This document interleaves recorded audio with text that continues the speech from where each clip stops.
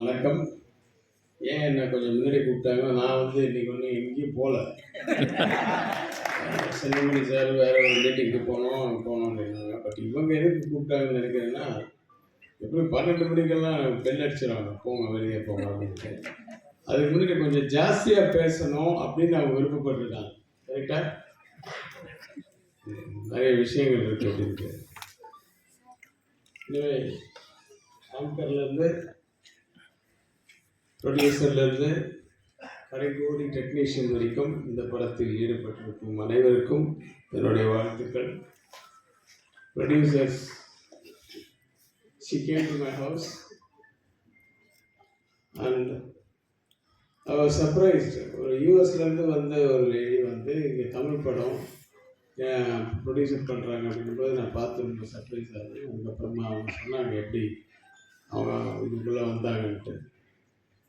Through hero அவங்க வேறு business ஏதோ யூஎஸில் ஏதோ பண்ணுறாங்க, அது மூலிமா வந்தாங்கன்னு சொன்னாங்க. எனவே நம்ம சினிமா உலகத்துக்கு நிறைய தயாரிப்பாளர்கள் தேவை. இது மாதிரி நிறைய பேர் வரணும். நம்ம குடும்பத்தை சார்ந்த இயக்குனர் குடும்பத்தை சார்ந்த ஏழுமலைக்கு என்னுடைய வாழ்த்துக்கள். வீட்டுக்கு வந்திருந்தாரு. படம் ட்ரெய்லர்லேயும் பாட்லேயும் அந்த செல்வமணி சார் சொல்கிற மாதிரி இந்த பழைய கிராமத்து வாசனை தெரிஞ்சது, மண் வாசனை அது தெரிஞ்சது. கூடவே மைனாவுடைய ஒரு போர்ஷனும் தெரிஞ்சது. அது மைனாவில் ஆக்சுவலாக இந்த படத்தினுடைய ஹீரோ சேது ஒரு இன்ஸ்பெக்டர் ரோல் பண்ணியிருப்பார். அந்த படம் பார்க்கும்போது அவர் மேலே நமக்கு ஒரு கோபம் வரும் பயங்கரமாக. ஆனால் அந்த எண்டில் அப்படி ஒரு பாசிட்டிவ் நோட் அவர் மேலே பயங்கர மரியாதை வரும். அப்படி ஒரு கேரக்டர் பண்ணியிருப்பார் மைனான். அதுக்கப்புறம் உடனே அந்த படம் ரிலீஸ் ஆகி பெரிய சக்ஸஸ் ஆகி ஓடிட்டு இருக்கும்போது ஒரு ஃபங்க்ஷனில் அவரை மீட் பண்ணும்போது என்ன சார் அந்த மைனாவர் அப்படி நிற்கிறீங்க, நிறைய படங்கள் பண்ணாங்க. இல்லை சார் பண்ணுறேன் சார், ட்ரை பண்ணுறேன் அப்படின்னாரு. அதே வார்த்தை இன்றைக்கி கேட்டேன், ஏன் அது மாதிரி நிறைய நடிக்கல் நீங்கள் மைனாவில் அப்படி ஒரு பேர், படமும் பெரிய ஹிட்டு, உங்களுக்கு நீங்கள் தான் ஆல்மோஸ்ட் செகண்ட் ஹீரோ அந்த படத்தில் அப்படின்னு சொல்லும்போது ஒரு பாலிட்டிக்ஸ் அப்படின்னாரு. ஓ அப்பவே வா அப்படின்ட்டு.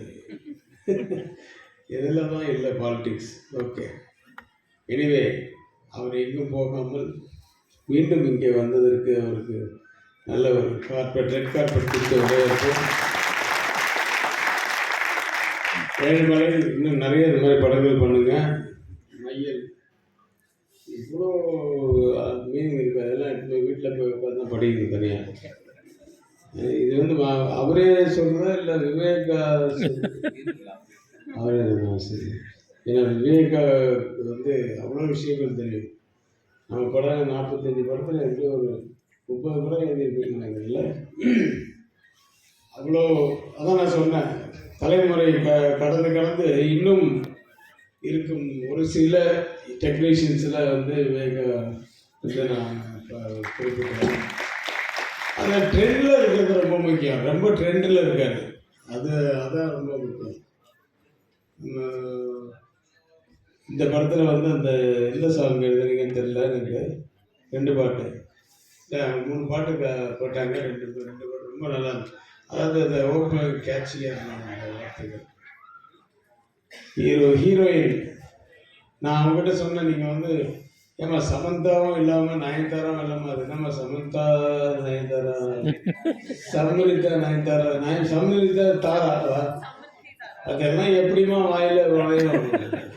அவங்களோட ஒரிஜினல் பேர் அஞ்சு கிருஷ்ணா. அது நல்லா இருக்குல்ல. தமிழ் ஒரிஜினல் அந்த படத்தில் அந்த பேரில் தான் மலையாளத்தில் நடிச்சிருக்காங்க. சரி, ஓகே, இந்த படம் ட்ரை பண்ணுங்க. இந்த எப்படி இருக்கு இப்போ ஒருவேளை சக்ஸஸ் ஆகிடுச்சுன்னா இதே மெயின்டைன் பண்ணுங்க, சக்ஸஸ் ஆகிடும்.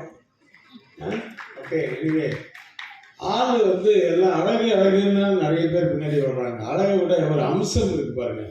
அந்த அம்சம் ஒரு நல்ல கலையாக இருக்காப்பா, நம்ம வீட்டு பொண்ணு மாதிரி இருக்காப்பா அப்படின்ட்டு சொல்கிறதுக்கு ஒரு நல்ல ஹீரோயின் கிடச்சிருக்காங்க. வாழ்த்துக்கள். Wish you many more films. Success films. அப்புறம் எனக்கு வந்து அப்படியே எனக்கு பழைய ஞாபகங்கள் வருது. எனக்கு இந்த பக்கம் வந்து தேனப்பன், இந்த பக்கத்தில் வந்து பக்கத்தில் வந்து கனல் கண்ணன், இந்த பக்கம் வந்து சௌந்தர்யன். சௌந்தர்யன் பையன் தான் மியூசிக்கு, இன்றைய கதாநாயகன்.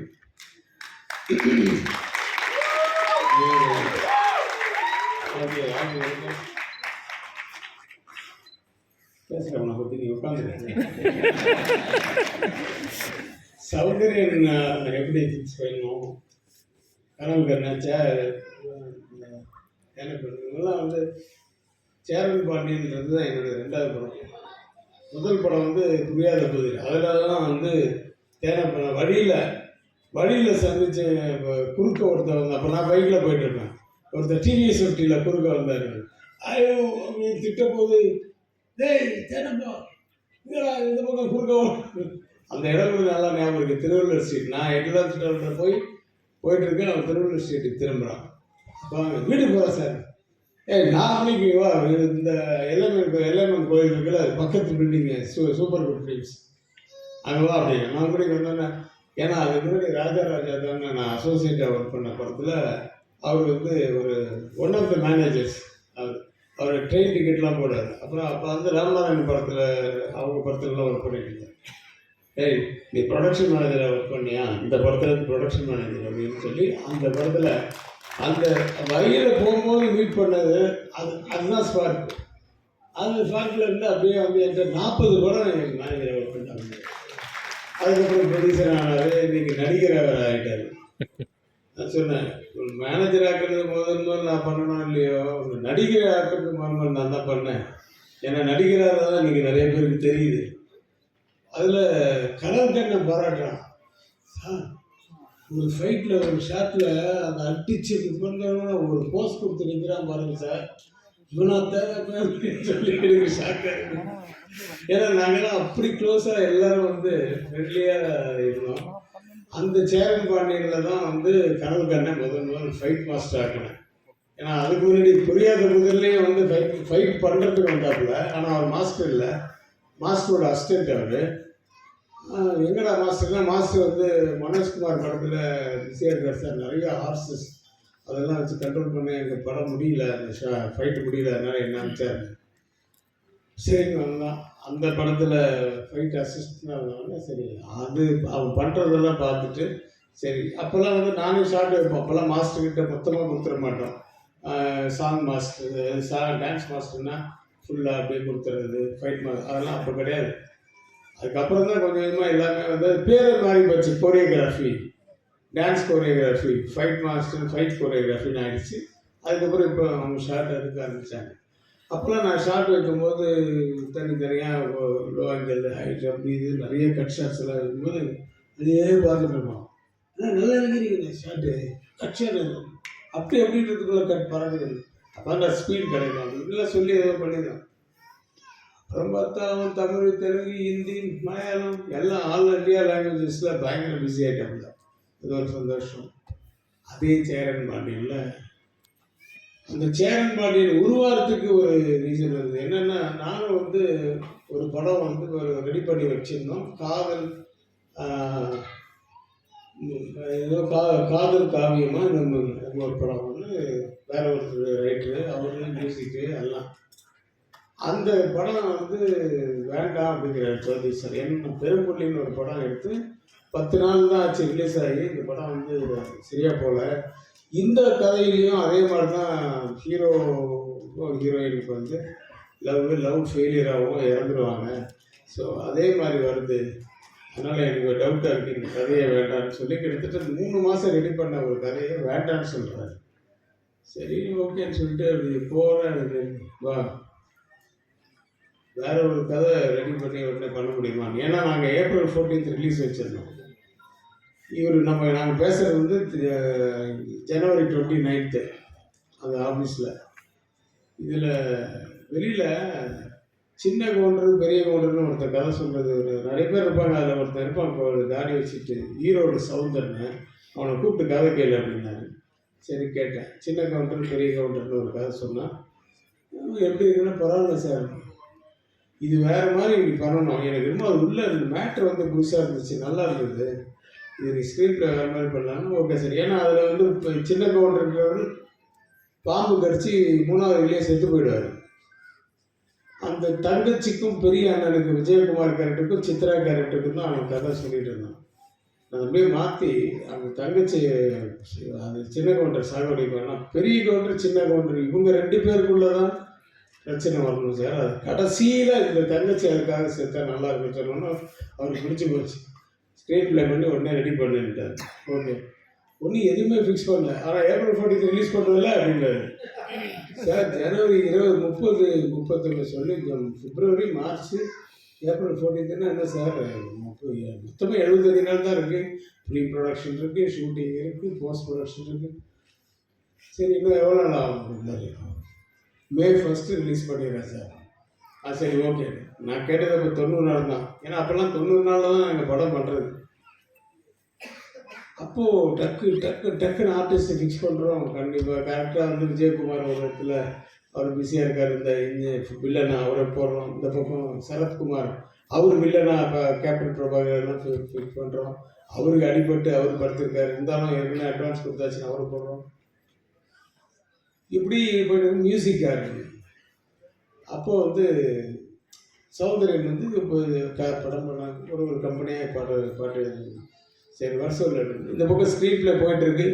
இந்த சீன் இது பண்ணலாம், அது பண்ணலாம், அது எழுதிட்டே இருந்த ரமேஷ் கண்ணா அவங்கெல்லாம் இப்போ வரும். விவேக்கெல்லாம் இப்போ வந்து ஸ்க்ரீன் ப்ளே பண்ணுறதுக்கு தான் வருவார்.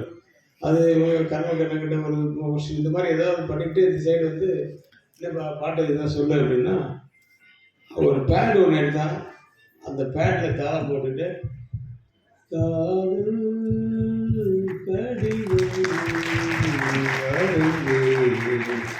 உனக்கு வந்ததா வந்ததா வசந்தம் வந்ததா அப்படியே கேட்ச் ஆகிடுச்சு. நான் வேறு புது வசந்தம் முடிச்சுட்டு அடுத்தது புரியாது புது முடிச்சுட்டு இருந்தால் வசந்தம் வந்துதான் கேட்குறோம். அதில் பேசுகிற மாதிரியே இருக்கா, நான் பாட்டாகவும் இருக்குது. இது நல்லா இருக்குன்னு எல்லாமே சின்ன தங்கம் இந்த செல்ல தங்கம் கண்ணு காலம் அது ஒரு காலம் போட்டு பண்ணோம். அப்புறம் வந்து சம்பாநாத்து சரக்காத்து அப்படின்னு ஒரு ஹீரோயினுக்கு ஒரு பாட்டு. எல்லா பாட்டுமே அவனே எழுதி அவனே பாடி மியூசிக் போட்டு இது பண்ணு. ஒரு 8 பாட்டு நான் செலக்ட் பண்ணேன். 8 பாட்டு அவன் இப்போ ஒரு 12 பாட்டு 13 பாட்டை பாடினாங்களா. 8 பாட்டு இதில் நல்லா இருக்குன்னு சொல்லி டிக் பண்ணிட்டு இது இப்போ சௌரி சார் ஊர்லேருந்து வந்தோன்னா அவருக்கு சொல்லு அப்படின்னு சொல்லிட்டு நான் இந்த பக்கம் வேறு வேலை பார்த்துருந்தோம். சௌரி சார் ஊர்லேருந்து வந்தார். அவனுக்கு 14 பாட்டு பாடும்போது அவரு 7 பாட்டு செலக்ட் பண்ணார். நான் செலக்ட் பண்ண 8 பாட்டில் அந்த 7 பாட்டு.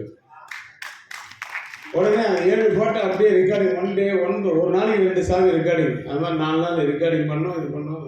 அடுத்த படம் மண்டே 19 பயணம் பெரிய எதுக்கு சொல்ல வரேன்னா அந்த உழைப்பு, அதாவது அந்த உள்ளுக்குள்ளே இருந்து வச்சுக்கிட்டு இருந்தது சின்ன வயசுலேருந்து தேடி தேடிக்கிட்டு ஏதோ எந்த பாட்டுக்கு என்ன கதை, அதாவது இந்த சிச்சுவேஷன் அப்படின்னு சொல்லி இல்லாமல் ஒரு காதல் பாட்டு, ஒரு தங்கச்சிக்கு ஒரு பாட்டு, ஒரு குழந்தைக்கு ஒரு பாட்டு இப்படின்னு தான் அவன் ஃபிக்ஸ் பண்ணி வச்சுருந்தாங்க. அந்த 7 பாட்டு என் படத்துக்கு அந்த ஸ்க்ரீன் ப்ளே பண்ணும்போதே இந்த பாட்டுகள்லாம் கொண்டு வந்துட்டு அதான் சேலஞ்ச் பாட்டுன்னு வந்தது.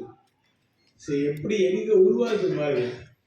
இன்னைக்கு அவனுடைய மகன் மியூசிக் டைரக்டர். ரொம்ப சந்தோஷமான விஷயம். இந்த சௌந்தர்யெல்லாம் இன்னும் பெரிய ஆளாக இருக்கின்றது.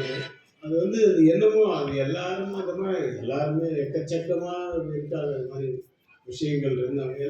எல்லாருக்குமே தலையில் எழுதுதில்லை ஆண்டவர்.